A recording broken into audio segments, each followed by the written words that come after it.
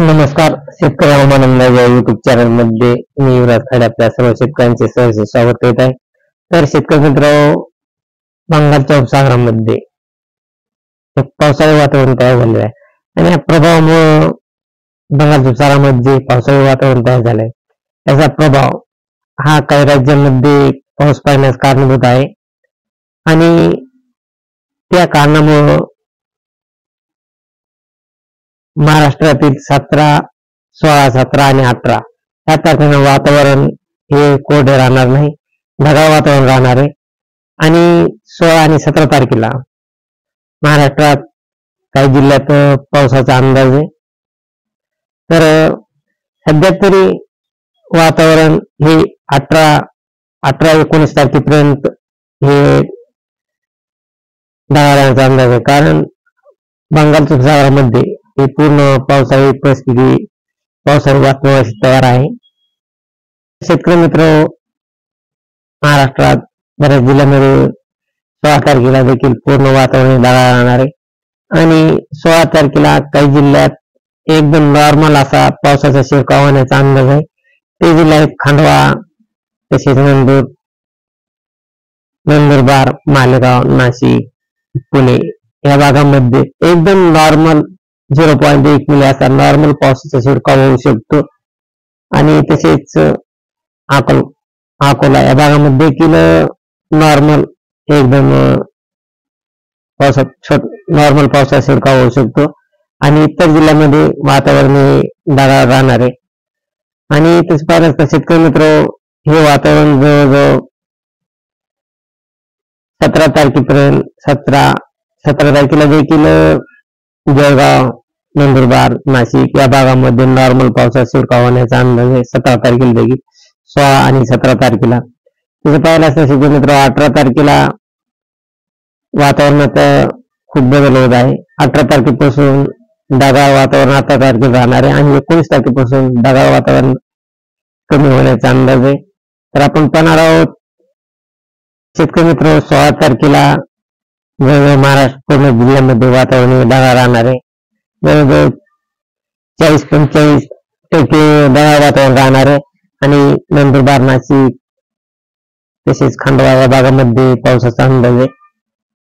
आणि इतर जिल्ह्यांमध्ये वातावरण बरेचसे अंशी ढगाळ राहणार आहे, परंतु पाऊस येण्याचा कसलाच अंदाज नाही. परंतु या ढगाळ वातावरणामुळे मावा, तुडतुडे या आंबा बागांना तसेच आणखीन काही माळांना याचा खूप धोका आहे. आणि हा धोका शेतकरी मित्र 16-17 या तारखांना जास्त खूप जाणवणार आहे, कारण 16-17 तारखेपासून वातावरण ढगाळ राहणार आहे आणि खांडवा या ठिकाणी नॉर्मल पावसाचा शिरकाव 17 तारखेला देखील होऊ शकतो. तसेच नंदुरबार या ठिकाणी, नंदुरबार आणि नाशिक या ठिकाणी नॉर्मल पावसाचा शिरकाव 16-17 तारखेला होऊ शकतो. आणि 18 तारखेपासून शेतकरी मित्र पाहिला, 18 तारखेपासून पाहिला असता वातावरणात बदल होत आहे.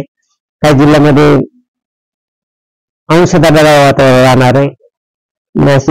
नाशिक साईड, मालेगाव, पुणे, संभाजीनगर, बीडचा कांबा, लोणार, अकोला या भागामध्ये अंशतः ढगाळ वातावरण राहणार आहे. आणि अकलूज, सोलापूर, लातूर या भागात जास्त ढगाळ वातावरण राहण्याचा अंदाज आहे.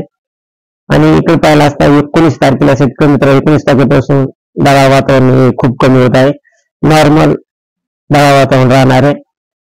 काहीतरी 1 ते 2% असे सोलापूर, लातूर या भागात, इकडल्या भागामध्येच फक्त 19 तारखेला नॉर्मल अंशतः ढगाळ वातावरण राहण्याचा अंदाज आहे. आणि 20 तारखेपासून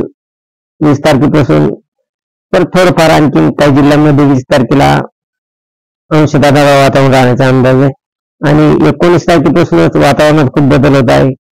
तसेच वातावरण कमी होण्यास सुरुवात होणार आहे आणि 21 तारखेपासून एकदम स्वच्छ असे वातावरण होण्यास प्रारंभ होणार आहे.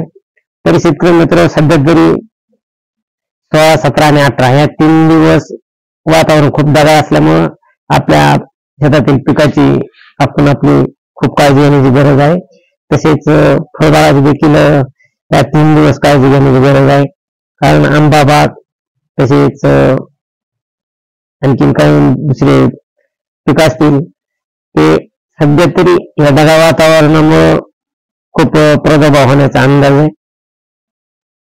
आणि शेतकरी मित्र 16, 17, 18 या तारखांना थंडीचे प्रमाण थोडे घटण्याचा अंदाज आहे. परंतु जरी ढगाळ वातावरण असले तरी थंडीत ही चढ उतार होत राहणार आहे, परंतु थंडीत ही वाढत राहणार आहे. आणि ही थंडी 19-20 तारखेपासून थंडीत ही थोडी वाढ होत राहण्याचा अंदाज आहे.